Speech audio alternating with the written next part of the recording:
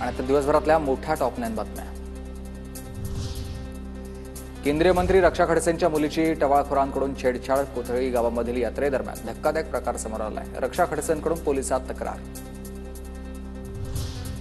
रक्षा खडसे आणि आरोपी Piyush मोरेची audio clip समोर आलेली आहे। मुलीच्या छेडछाड करणाऱ्या आरोपीला रक्षा खडसेंनी फोनवरून झापलाय।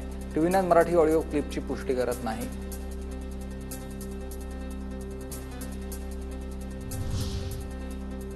दुर्दैवानं छेडछाड करणारे एका विशिष्ट पक्षाचे पदाधिकारी, अशा लोकांना कुठल्याही परिस्थितीत माफी नाही, कडक कारवाई होणार। मुख्यमंत्री फडणवीसांचं वक्तव्य। केंद्रीय मंत्र्यांची मुलगी राज्यामध्ये सुरक्षित नसेल तर सामान्य मुलींच्या सुरक्षेचं काय? टवाळखोरांनी नातीसोबत छेडछाड केल्यानंतर एकनाथ खडसे संतापले। गुंडांना स्थानिक नेत्यांचं संरक्षण असल्याचाही आरोप आहे। घडलेला प्रकार हा अत्यंत दुर्दैवी आहे। ज्यांनी छेडखानी केली आहे ते निव्वळ टवाळखोर नाही तर ते गुंड आहे। हा निव्वळ माझ्या मुलीचा प्रश्न नाही, तर हा एक सामाजिक प्रश्न आहे। त्या दृष्टिकोनातून या प्रश्नाकडे पाहिलं पाहिजे।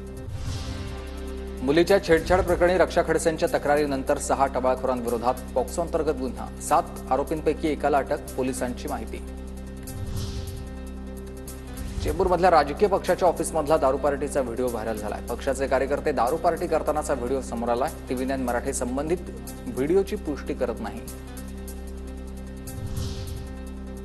सुपरमॅक्स कंपनीच्या कर्मचाऱ्यांचं उपमुख्यमंत्री शिंदेंच्या घराबाहेर आंदोलन। वेतनवाढीसह इतर मागण्यांसाठी कामगारांचा मोर्चा।